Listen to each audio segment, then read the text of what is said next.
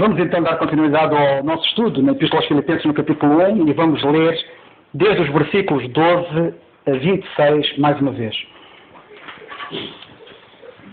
E quero, irmãos, que saibais que as coisas que me aconteceram contribuíram para o maior proveito do Evangelho, de maneira que as minhas prisões em Cristo foram manifestadas por toda a guarda pretoriana e por todos os demais lugares, e muitos dos irmãos do Senhor, tomando ânimo com as minhas prisões, ousam falar a palavra mais confiadamente, sem temor. Verdade é que, também, alguns pregam a Cristo por inveja e porfia, mas outros de boa mente. Uns por amor, sabendo que fui posto para a defesa do Evangelho, mas outros, na verdade, anunciam a Cristo por contenção, não puramente, julgando acrescentar aflição às minhas prisões. Mas que importa? Contanto que Cristo seja anunciado de toda a maneira, ou com fingimento ou em verdade, nisto me regozijo e me regozijarei ainda. Porque sei que disto me resultará a salvação pela vossa oração e pelo socorro do Espírito de Jesus Cristo, segundo a minha intensa expectação e esperança, que em nada serei confundido. Antes, com toda a confiança, Cristo será, agora como sempre, agradecido no meu corpo, seja pela vida, seja pela morte. Porque para mim o viver é Cristo e morrer é ganho. Mas se o viver na carne der fruto à minha obra, não sei então o que devo escolher. Mas de ambos os lados estou em aperto, tendo o desejo de partir e estar com Cristo, porque isto é ainda muito melhor. Mas julgo mais necessário, por amor de vós, ficar na carne. E, tendo esta confiança, sei que ficarei e permanecerei com todos vós, para proveito vosso e gozo da fé, para que a vossa glória abunde por mim, em Cristo Jesus, pela minha nova ida a vós. Graças a Deus. Ora, nós na semana passada ficamos ainda no versículo 19. E eu vou ler mais uma vez o versículo 19 e 20, que diz assim: Porque sei que disto me resultará salvação, pela vossa oração e pelo socorro do Espírito de Jesus Cristo, segundo a minha intensa expectação e esperança, de que em nada serei confundido. Antes, com toda a confiança, Cristo será, tanto agora como sempre, engrandecido no meu corpo, seja pela vida, seja pela morte. Na semana passada, se recordam, nós falamos no versículo 19, sobre o significado da palavra salvação neste contexto. E, portanto, vimos a importância de nós, ao estudarmos a Bíblia, estudarmos bem e a manejarmos bem, para não pensarmos que quando lemos um vocábulo na Bíblia, ele quer sempre dizer só uma coisa em qualquer sítio.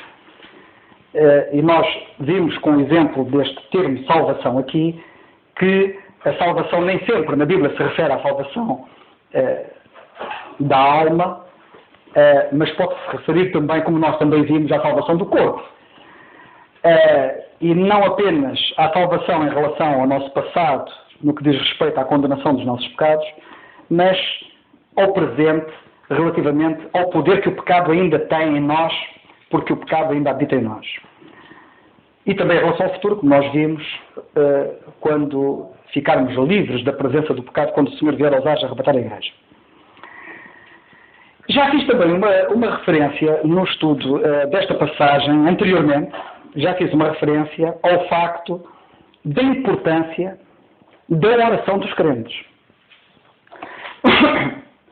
Por vezes existe aquela ideia de que há determinados crentes que, se eles orarem, parece que o Senhor ouve mais depressa ou ouve melhor. E é assim que às vezes há crentes que chegam ao pé de alguns crentes de vulto, e este de vulto coloca entre aspas, porque o vulto, só o Senhor sabe quem é que é de vulto, mas aos olhos dos homens, aqueles que são de vulto, são abordados frequentes vezes pelos crentes em geral, para que eles orem por eles. O irmão, ore por mim, lembre-se de mim nas suas orações. Pensando eles que se calhar a oração daquele crente tem um poder fantástico, mais do que, sei lá, qualquer outro. Eu não sei se é isto que lhes passa pela cabeça, mas pelo menos parece ser isto que eles transmitem quando chegam ao pé dos crentes e vêm com estes pedidos. Queridos irmãos, eu quero que vocês saibam que o segredo da oração não está em quem ora. O segredo da oração está a quem nós nos dirigimos. O segredo está no Senhor e não está em nós. E, portanto, eu quero que vocês percebam que tanto tem peso uma oração de um Paulo e de uma pessoa de vulto como Paulo, como tem peso as orações de crentes tão vulgares como os filipenses. Curiosamente, Paulo atribui aqui um valor tremendo às orações dos filipenses a seu favor.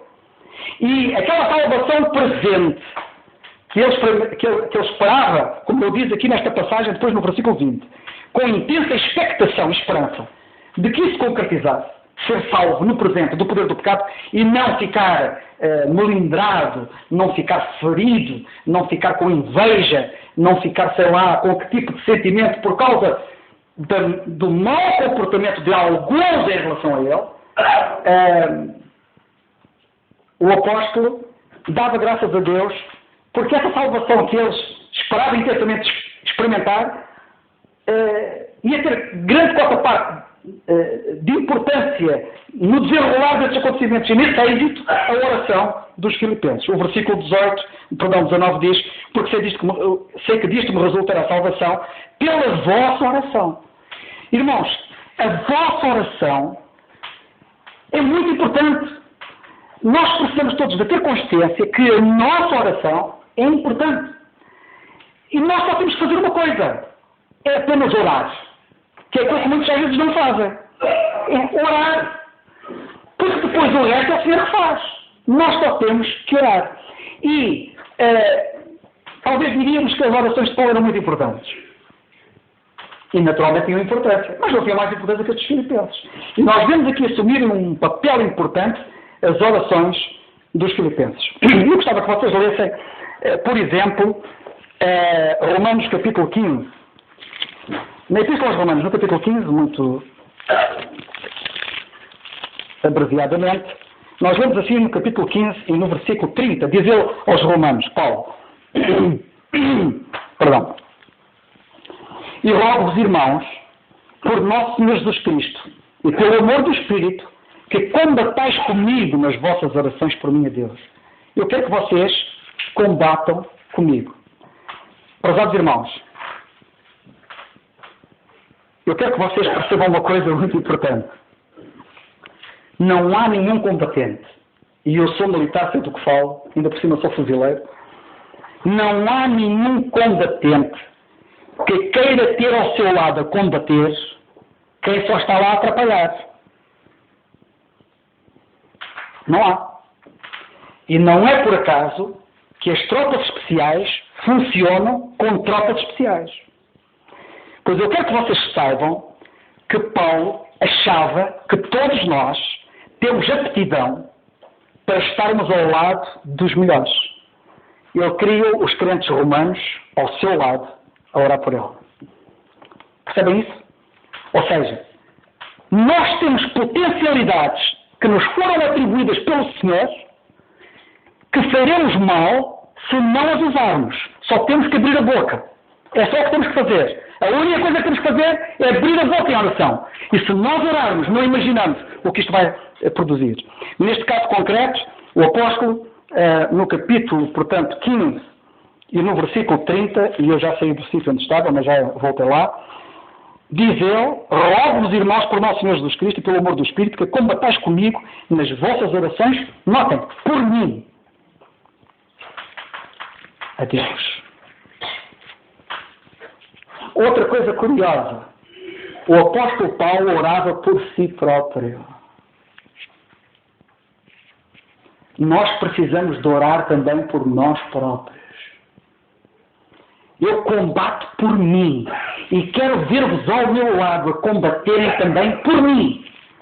Se nós lermos a carta aos Efésios no capítulo 6, ele diz assim, aos Efésios, reparem que ele apanha a igreja toda, nós vemos toda a igreja a orar.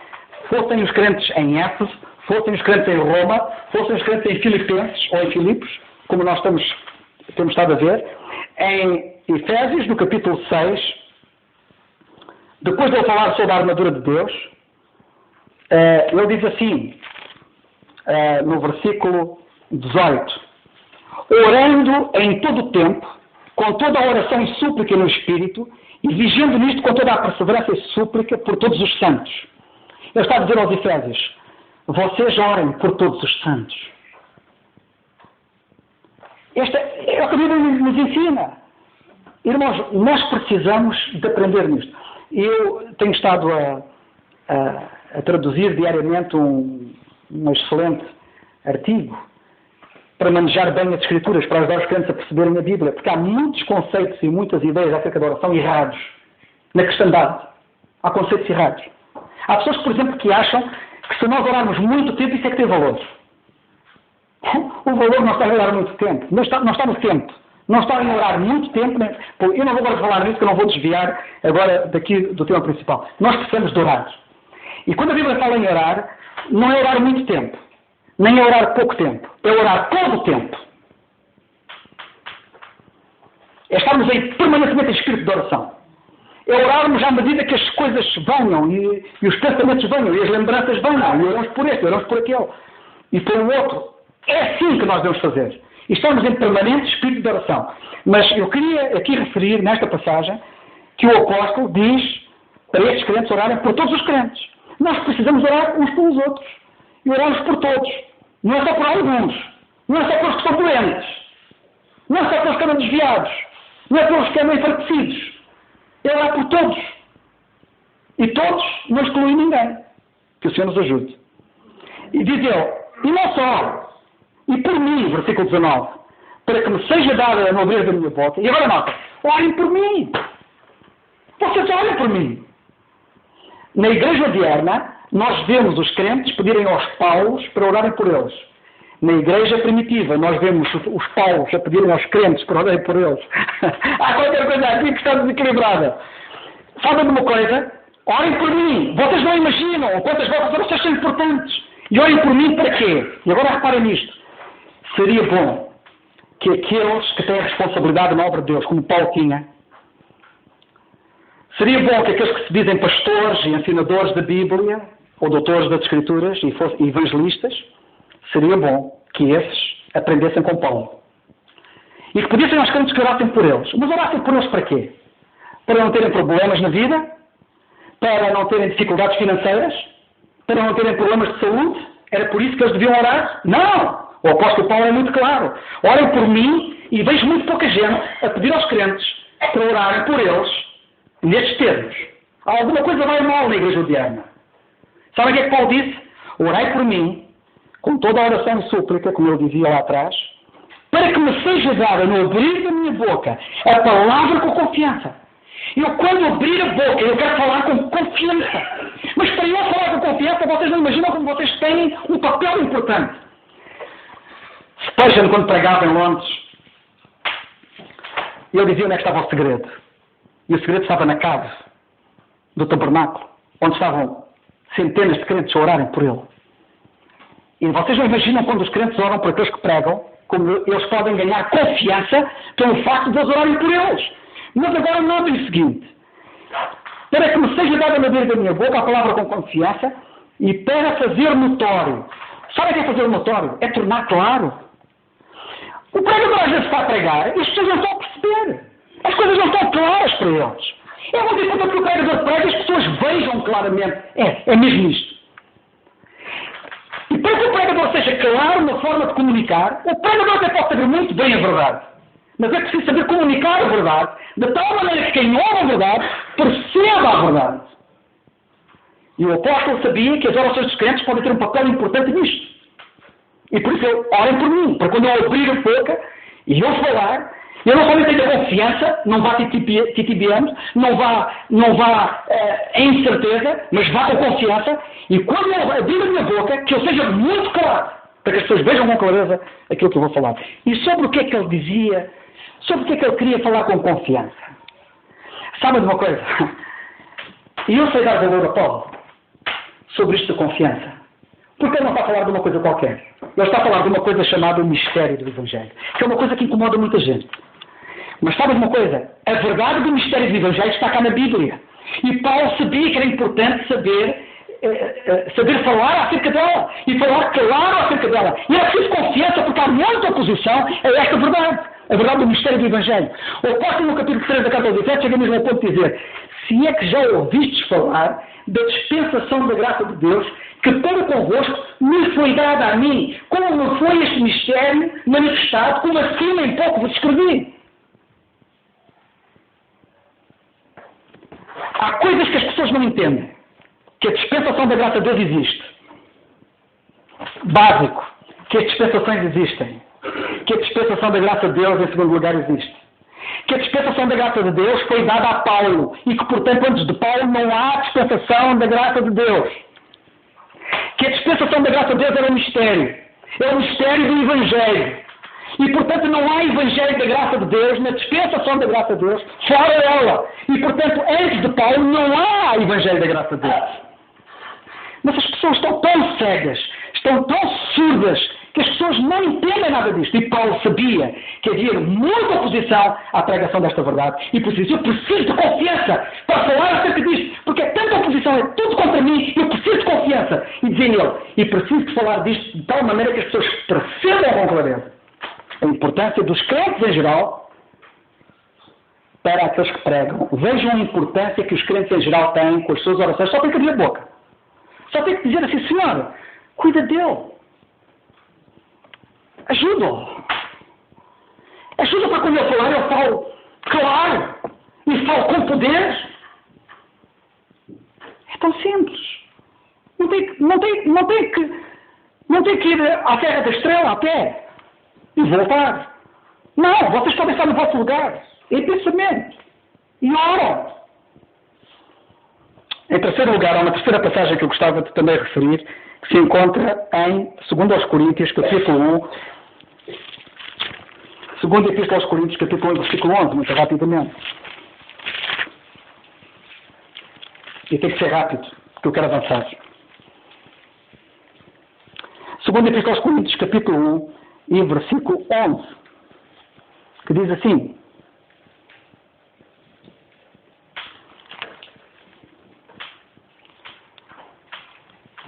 ajudando-nos também vós com orações por nós.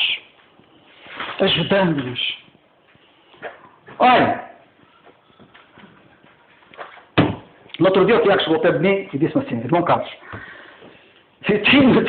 desculpa lá até estar a fazer referência a esta, mas tenho que falar que não é como um exemplo verdadeiro, real, e que está aqui a testemunha presente para não dizer que não é assim. Eu tenho notado que o irmão Carlos tem tanta coisa aí em cima dos ombros, não sei o quê. Se eu puder ajudar alguma coisa lá no site da igreja, se eu puder ajudar, eu vou ajudá-lo. Estou disponível para ajudar naquilo que entender que eu posso ajudá-lo. E dou graças a Deus por este desejo dele.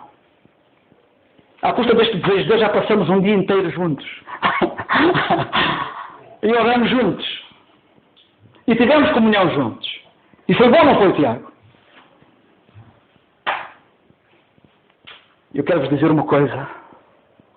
Vocês podem me ajudar a mim e a outros como eu. Sem precisarem de passar um dia comigo. Sem precisarem de saber tecnologia de computadores para me poderem ajudar nisso. Vocês podem me ajudar se vocês abrirem a vossa boca e orarem. Só isso. Já estão a prestar uma ajuda tremenda. Não apenas a mim, mas àqueles que pregam, como eu. E ele aqui nesta passagem, ele diz, e eu quero que vocês notem, diz ele assim, eu vou ler de novo, ajudando-nos também vós com orações por nós. E notem sempre, é sempre os crentes a orarem a favor dos pecadores. Como Paulo, quem é que estava aqui neste caso? Sabem quem é este nós? O versículo 1 diz, Paulo, apóstolo de Jesus Cristo, pela vontade de Deus, e irmão Timóteo. Vocês podem ajudar-me a mim e a Timóteo? Como? Orando. Por nós, dizer no versículo 11, com orações por nós, para que pela mercê, que por muitas pessoas nos foi feita, por muitas também sejam dadas graças a nosso respeito. Vocês não imaginam como vocês, pelas vossas orações, podem fazer com que muita gente seja abençoada. E vocês não imaginam como pelas vossas orações e pela bênção que daí resulta, vai haver muita gratidão para com Deus, que vai acontecer, porque vocês oraram. Outra passagem que eu gostava de ler, segunda carta aos Tessalonicenses, capítulo 3. Segunda epístola aos Tessalonicenses, capítulo 3. Eu não me queria deter muito tempo aqui nesta parte, já estou a deter mais tempo que aquilo que eu esperava, mas eu espero que haja algum proveito. E no capítulo 3, no versículo 1 da segunda epístola aos Tessalonicenses, o apóstolo diz assim, no demais, irmãos meus, rogai por nós, para que a palavra do Senhor tenha livre curso, e seja glorificada, como também o é entre vós. Olhem, quanto ao mais, orem por nós. E quem eram estes nós? Sabem quem eram estes nós? Era Paulo, no versículo 1, do capítulo 1. Era Silvano, ou Silas, e Timóteo. Ele disse, orai por nós, para que a palavra do Senhor tenha livre curso. Sabem, a palavra do Senhor às vezes é impedida. Há barreiras, há obstáculos para que ela chegue ao objetivo para o qual o Senhor enviou. Mas as orações podem ser os bulldozers que vão à frente do exército a abrir caminho. E nós precisamos de uma igreja de bulldozers, de crentes que oram e que reagem caminhos, para depois aqueles que vão com a palavra tenham livre curso e possam avançar no terreno. E a palavra seja glorificada. Irmãos, muito importante. Orem, não para que os que pregam ou servem, seja lá de que forma for, sejam eles glorificados. A glória para o Senhor. A glória para a palavra do Senhor. É ela que tem que ser glorificada. Como acontecia entre eles. E eu espero que continue a acontecer nos nossos dias e que na nossa experiência nós não tenhamos outra experiência que não essa experiência da palavra do Senhor ser glorificada. Vamos avançar. Segunda parte deste versículo, no versículo 19, ele diz, portanto, a importância que estes crentes podiam ter orando para que eu não caísse. No fundo é isto. As vossas orações podem ser importantes para que aqueles que pregam não caiam. Não resvalem, não vacilem. Não deem passos que não são recomendáveis. Não deem passos que não glorifiquem o nome do Senhor. Para que tenham uma reação espiritual sempre. Perante os ataques, perante as pressões. E nós muitas vezes somos sujeitos a muitas pressões e muitos ataques. É muito importante as orações dos crentes. Mas a seguir ele diz, neste versículo 19, e pelo socorro do Espírito de Jesus Cristo, pelo socorro do Espírito. Eu gostava de, sobre este assunto, dizer algumas coisas que me parecem importantes. Bem, em primeiro lugar, eu gostava de começar por dizer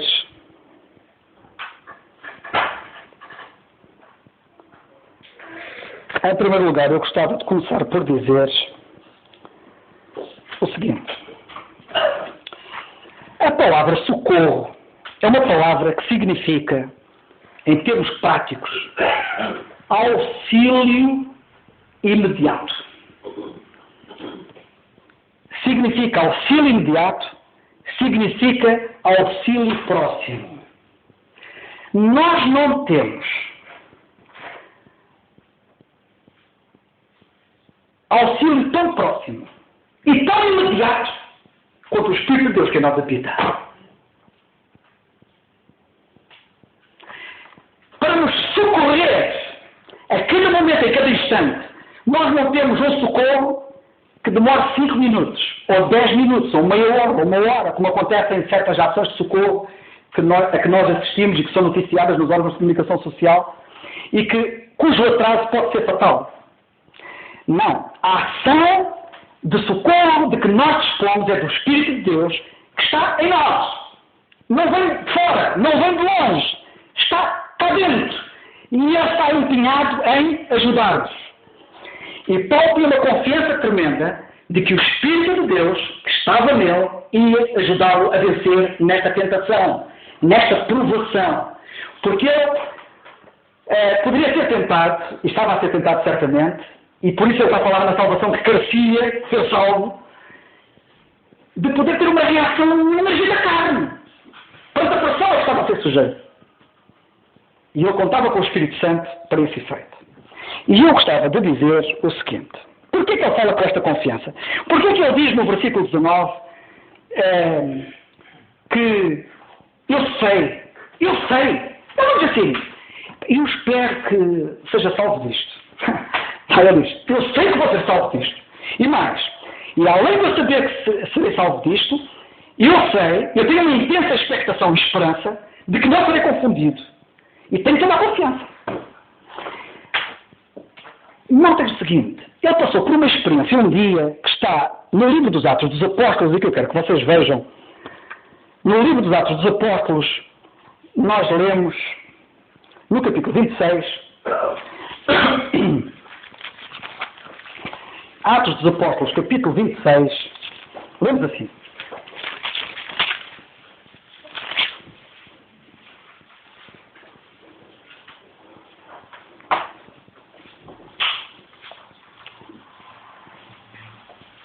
Mas alcançando o socorro de Deus, nós lemos no versículo 21 o seguinte, que é para se situarem no contexto.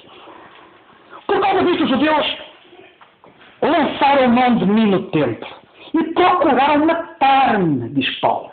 E depois diz no versículo 22, mas alcançando o socorro de Deus, ainda até ao dia de hoje permanece. Sabem uma coisa?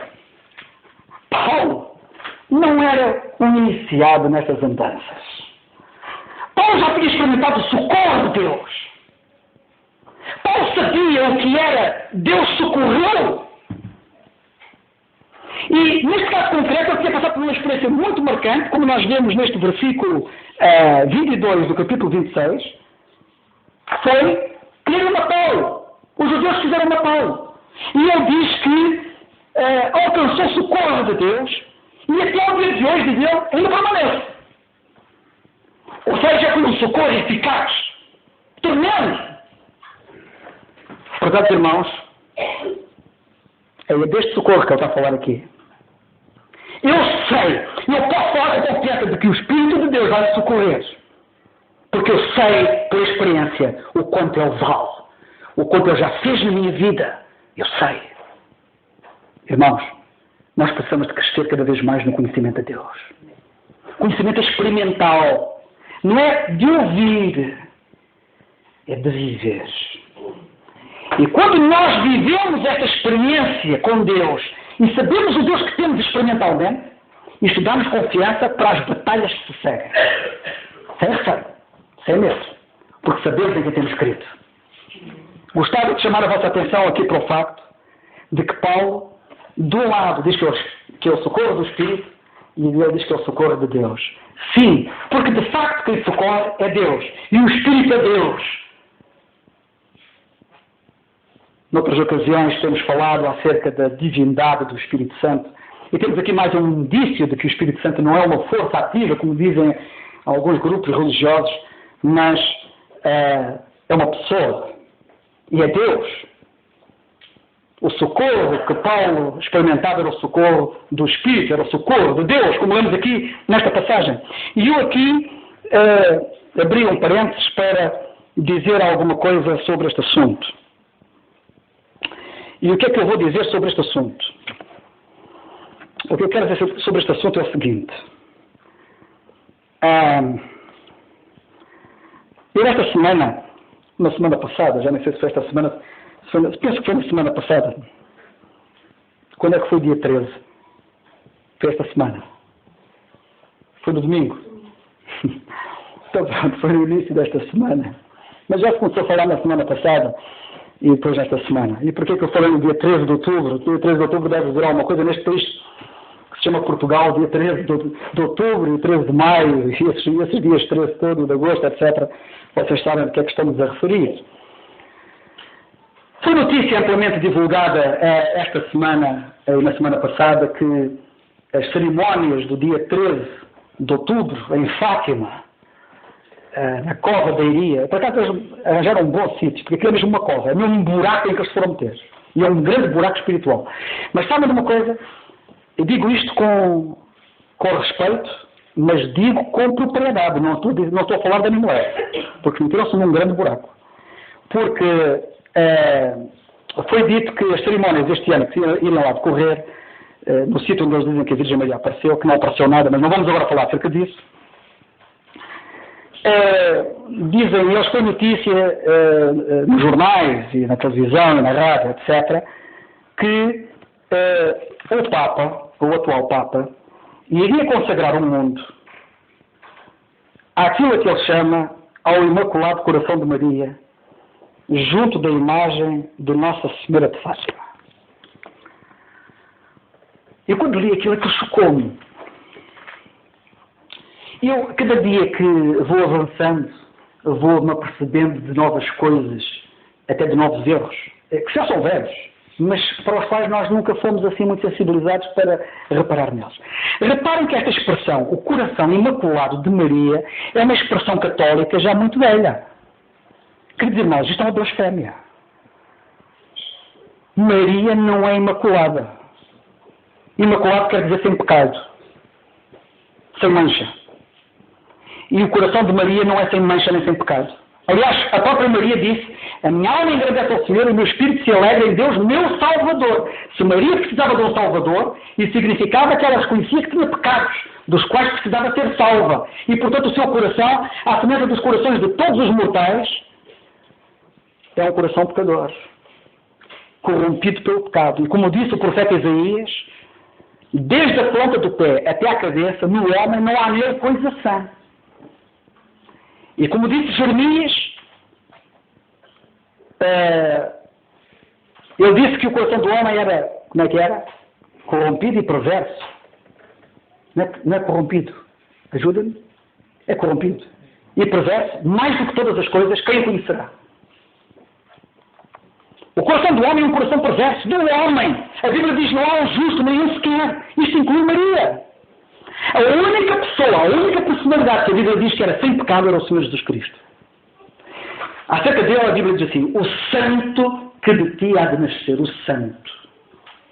Isto não foi dito acerca de mais ninguém. Ele era separado dos pecadores. Imaculado. A única expressão de imaculado só se aplica ao Senhor Jesus Cristo na Bíblia.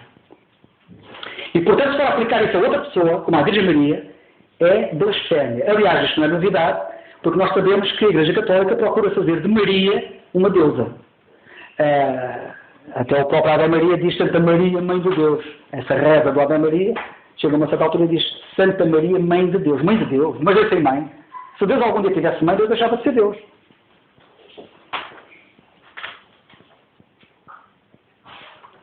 Prezados irmãos, eu gostava de chamar a vossa atenção para este aspecto, porque isto chocou-me. Coração imaculado de Maria.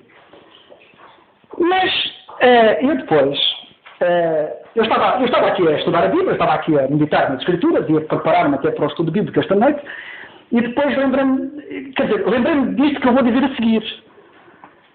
E isto que eu vou dizer a seguir fez-me lembrar, houve uma coisa desta semana que me chocou neles. E o que é que foi?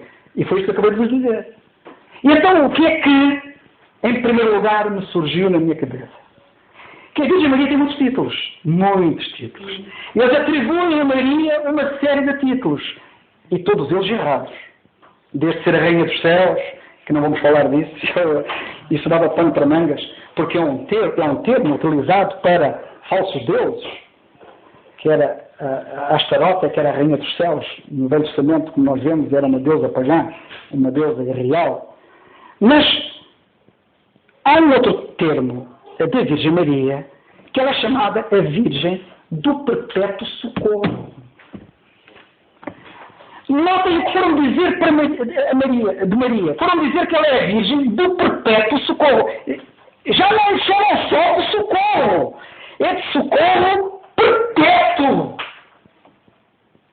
Outra blasfémia. Sabem o que a Bíblia diz acerca disso? Salmo 121, versículos 1 e 2. Salmo 121, versículos 1 e 2. A Bíblia diz assim: e elevo os meus olhos para os montes, de onde me virá o socorro? Será de Maria? O meu socorro vem do Senhor, que fez o céu e a terra. Não deixará vacilar o teu pé, etc, etc. O meu socorro vem do Senhor. Isaías, capítulo 31, versículo 1. O livro do profeta Isaías, capítulo 31, versículo 1. Ai dos que descem ao Egito a buscar socorro, e se estribam em cavalos, e têm confiança em carros, porque são muitos, e nos cavaleiros, porque são poderosíssimos, e não atentam para o Santo de Israel, e não buscam ao Senhor. Ai daqueles que que andou a buscar socorro em Maria, e em cavalos, e em cavaleiros, e noutras coisas mais, e não atentam para o Senhor, como diz aqui, e não buscam ao Senhor. Não atentam para o Santo, que é Ele.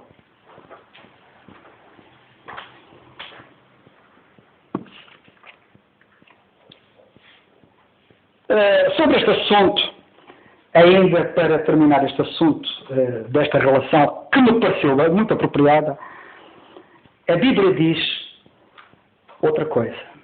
Deus nos virá ao socorro, lemos naquele salmo, e há na outra passagem, há outros dois salmos que dizem: vão é o socorro do homem. Queridos irmãos, vão é o socorro de Maria. Vão é o socorro de qualquer homem. O nosso socorro, lemos nos Salmos, vem do Senhor. E Paulo, quando estava em Atos 26, e o quiseram matar, e foi socorrido pelo Senhor. E agora estava numa situação em que podia ter tentado a cair. O socorro dele vem do Espírito do Senhor. Se vocês quiserem ler, está no Salmo 60, versículo 11. O Salmo 60, versículo 11, é uma passagem muito importante também nesta relação, que diz: dá-nos auxílio na angústia, porque vão é o socorro do homem. Dá-nos auxílio na angústia, porque vão é o socorro do homem. E a outra passagem está no Salmo 108, e no versículo 12, que diz assim: dá-nos auxílio para sairmos da angústia, porque vão é o socorro da parte do homem. Vão é o socorro da parte do homem. Depois de ter feito referência a este assunto, gostaria de passar agora para outro assunto. Na semana passada, quando nós estávamos a terminar, eu procurei abrir-vos o apetite relativamente a um outro assunto que está na Carta aos Filipenses. E foi com esse assunto, se não estou em erro, se bem me lembro, que eu encerrei o estudo bíblico na semana passada, embora tivéssemos concluído o assunto da salvação, ali na passagem, a salvação no tempo presente, eu procurei abrir o apetite com um outro assunto que está em Filipenses 1 e versículo 20. Segundo a minha intensa expectação e esperança de que em nada serei confundido, antes com toda a confiança Cristo será tanto agora como sempre engrandecido no meu corpo. Lembram-se? E eu disse, o apóstolo Paulo diz aqui que queria que Cristo fosse engrandecido no seu corpo. Maria queria engrandecer Cristo na sua alma. Qual é a diferença? Há bocado citei a passagem de Maria, que diz, Maria disse, no seu cântico do Magnificar, assim chamado, ela disse: a minha alma engrandece ao Senhor e o meu espírito se alegra em Deus meu Salvador. A minha alma, sublinho alma, engrandece ao Senhor.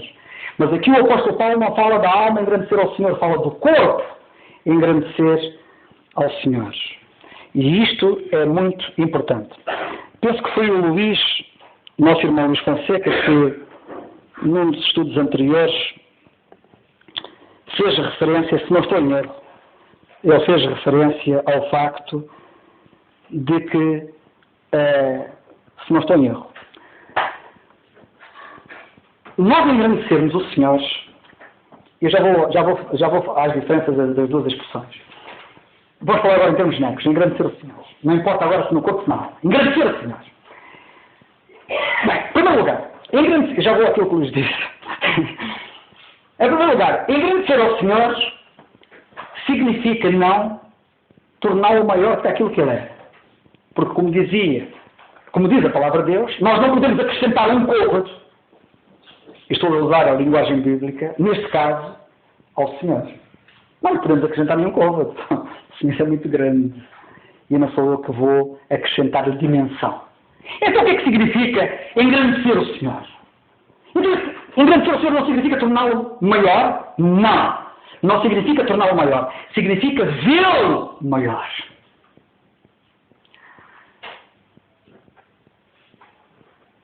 É uma questão de proximidade. Eu penso que o Luís também utilizou esta expressão, ainda não disse aquilo que ele disse.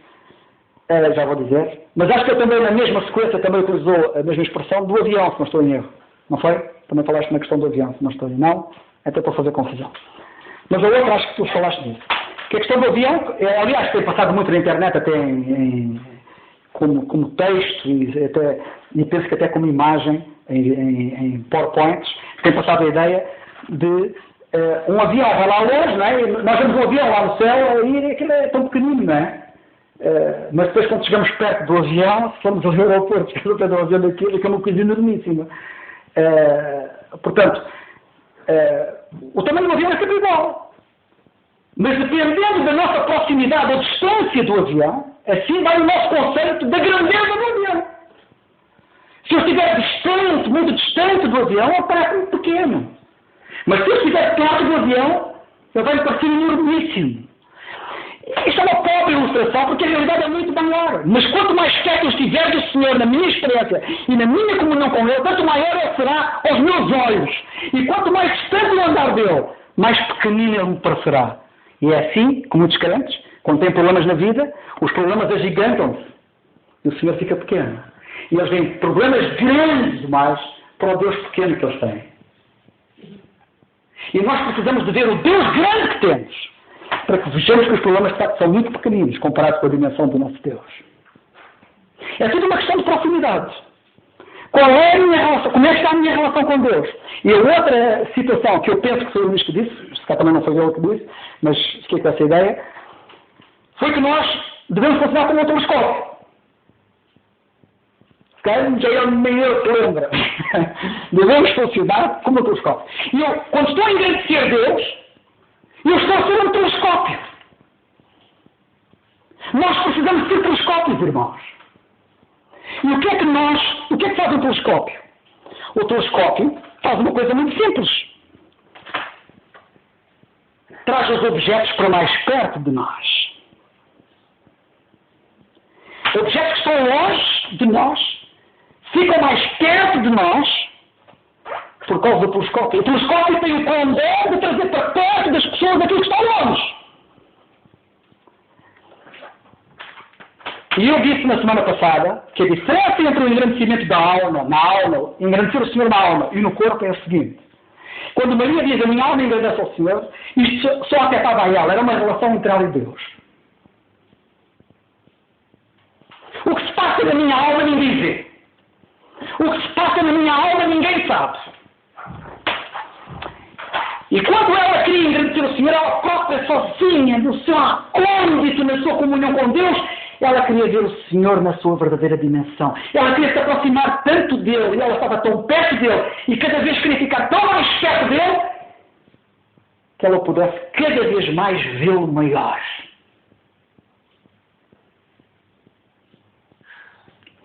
Engrandecer ao Senhor no nosso corpo afeta os outros. Porque o que eu faço no meu corpo os outros veem. O que eu faço no meu corpo os outros sentem. O que eu faço no meu corpo os outros percebem.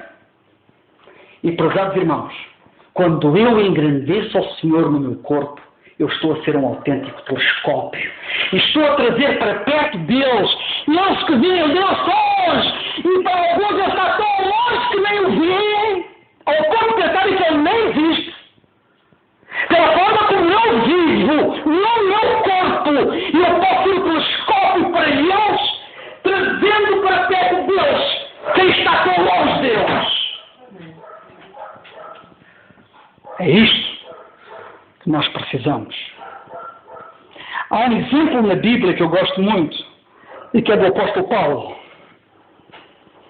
Aliás, eu não sei se vocês já repararam que o apóstolo Paulo é modelo para o crente em tudo.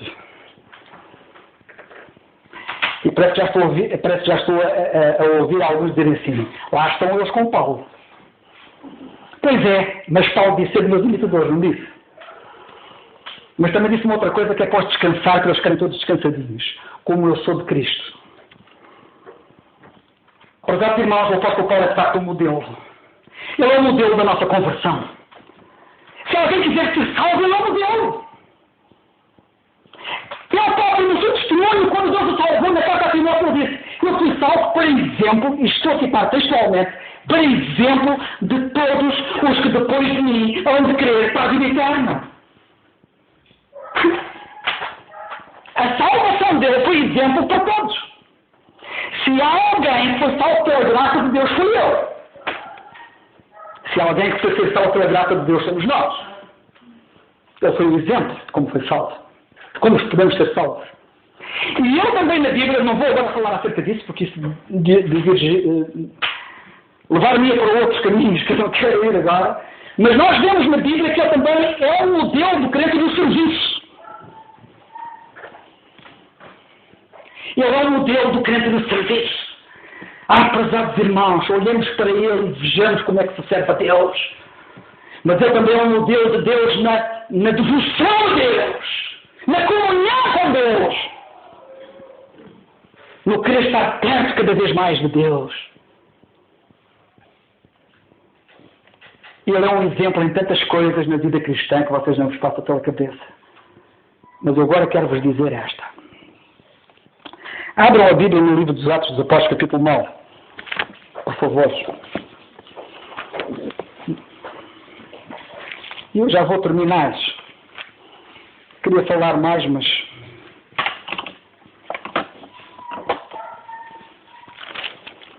até que havia coisas que eu queria dizer e que não disse. Mas era do pensamento anterior. E eu penso que vou dizê-las muito rapidamente.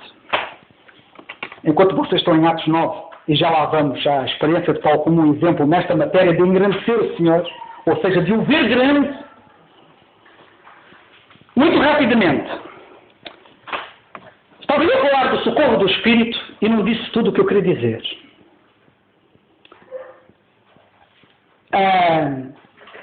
Dizia eu que ele é o auxílio imediato. É o auxílio próximo. E nós não temos ninguém mais próximo para nos auxiliar em qualquer situação. Mas agora reparem que, perante o contexto em que ele se encontrava, como o Espírito era mesmo o socorro que ele precisava. Primeiro, ele é o Espírito Santo, que o impediria de pecar. Ele é o Espírito Santo. Era o melhor socorro que ele podia ter para não pecar, era ter o Santo com ele. O apóstolo Paulo diz a Timóteo que Deus nos deu, noutra passagem, um espírito de fortaleza. E eu não disse atrás que o apóstolo Paulo, escrevendo aos Tessalonicenses, fala na santificação do Espírito.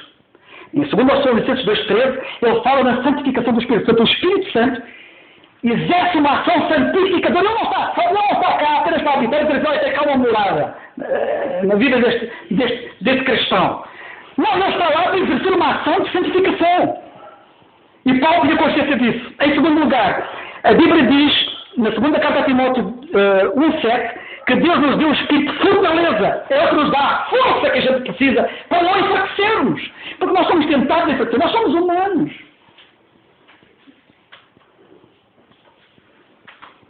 Em Romanos 8,13, ele diz que pelo Espírito nós mortificamos as obras da carne. Ou as obras do corpo. Pelo Espírito nós mortificamos essas obras. E a nossa carne permanentemente quer só fazer coisas e dizer coisas que não deve. E o Espírito está lá para contrariar isto. O Espírito ajuda as nossas fraquezas. Romanos 8,26. A Bíblia fala em Romanos 15,13 sobre o poder do Espírito, que tem um poder tremendo. E nós lemos na carta aos Gálatas 5,16 que Paulo fala em nós andarmos no Espírito e assim não cumprirmos as concupiscências da carne. Depois de ter dito isto que eu queria dizer, e de eu dizer também que somos corroborados com o poder pelo seu Espírito no homem interior, na carta aos Efésios, capítulo 3, versículo 16, vamos então a Atos dos Apóstolos, capítulo 9. E em Atos 9,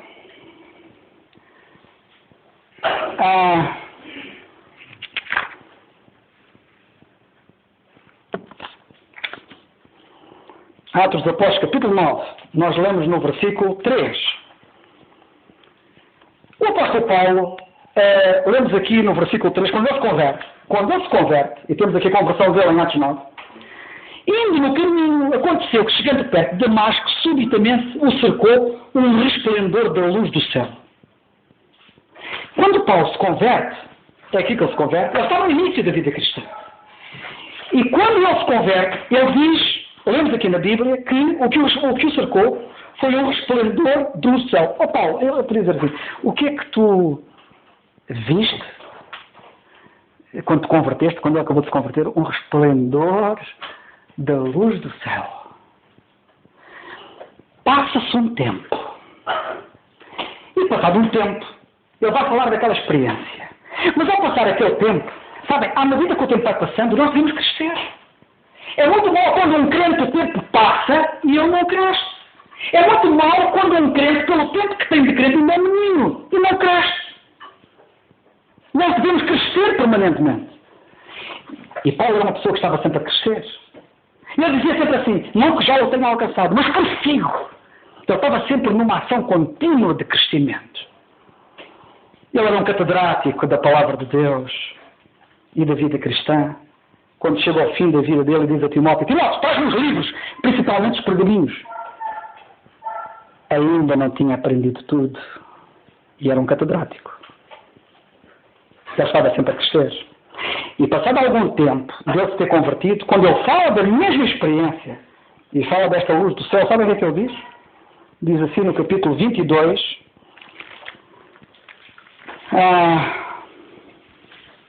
no versículo 6, diz ele assim, reparem bem.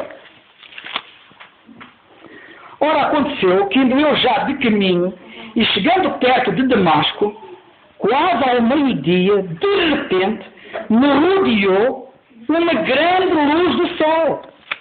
Me rodeou uma grande luz do céu. Notem, da primeira vez quando eu falo da primeira vez quando ele se converte, aquilo que eu poderia dizer da sua experiência era, eu vi uma luz do céu. Tomem atenção.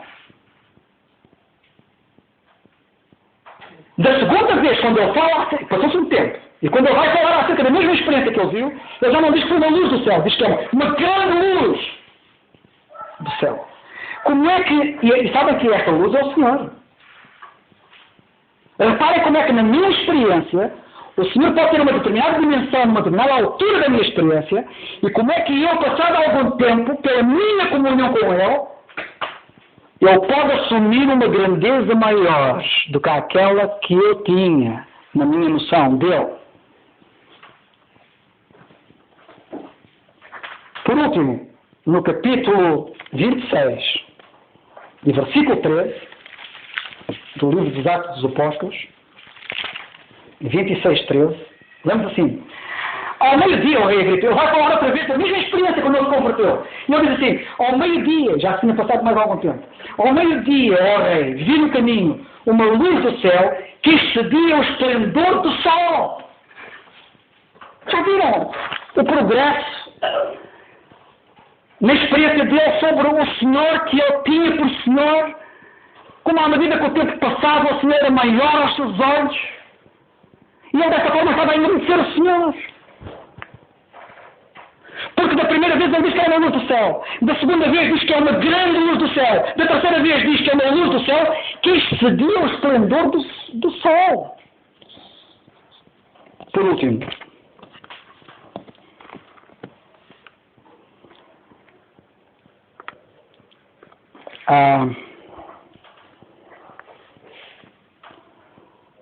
nós precisamos tornar o Senhor grande aos olhos dos outros. Não apenas aos nossos olhos, nós precisamos de vê-lo grande, nós próprios. Isto é o que nós podemos fazer com a nossa alma. Mas precisamos de torná-lo grande aos olhos dos outros. Isto é o que nós podemos fazer com o nosso corpo.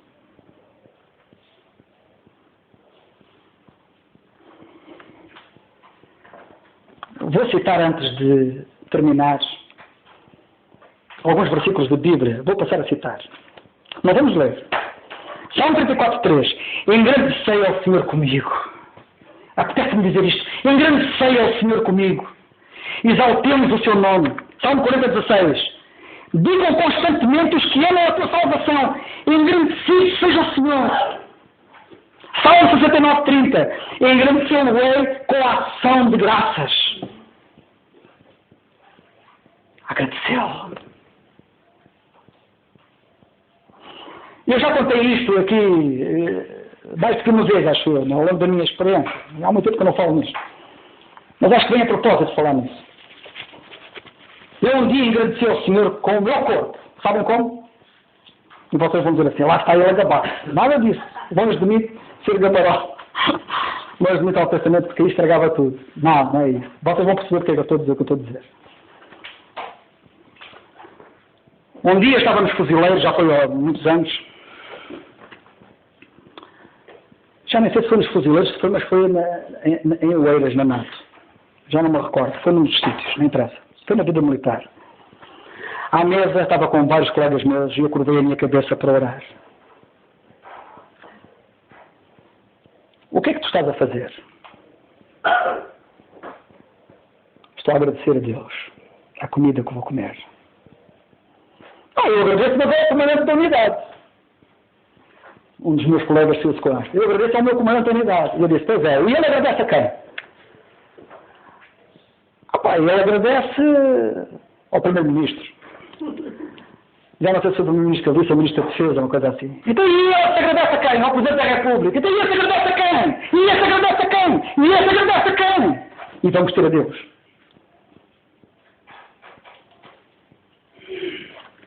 Só por eu curvar a minha cabeça em oração. Eu naquele dia engrandeci ao Senhor. Quer eles gostassem, quer não gostassem. Quer quisessem, quer não quisessem. Mas engrandeci-o. É quando vocês forem comer em público, lá no trabalho, no local de trabalho onde vocês trabalham, e lá no sítio, na escola onde vocês estudam, vocês curvem as vossas cabeças diante deles e orem. Estarão a engrandecer o Senhor.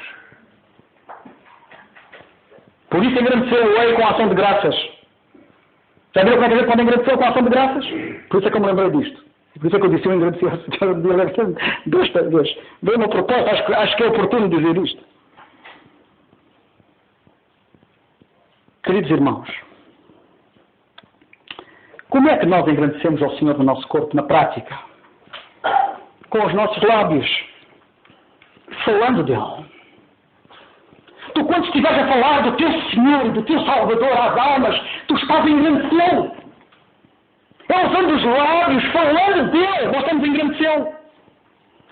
É usando os nossos pés, seguindo pelos seus ensinamentos da sua palavra. Quando eu estou a segui-lo, usar os meus pés, seguindo pelos seus caminhos, pela sua vontade, eu estou a engrandecê-lo. É usando as minhas mãos, como servindo. Eu uso as minhas mãos para servir o meu Senhor, para servir o meu Salvador. E eu estou a engrandecer.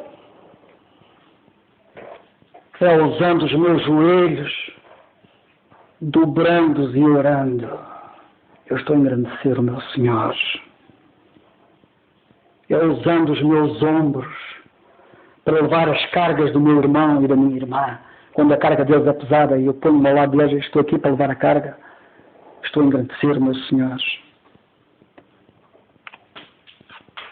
Prezados irmãos, que o Senhor nos ajude a engrandecê-lo com a nossa alma e com o nosso corpo. Que Deus nos ajude.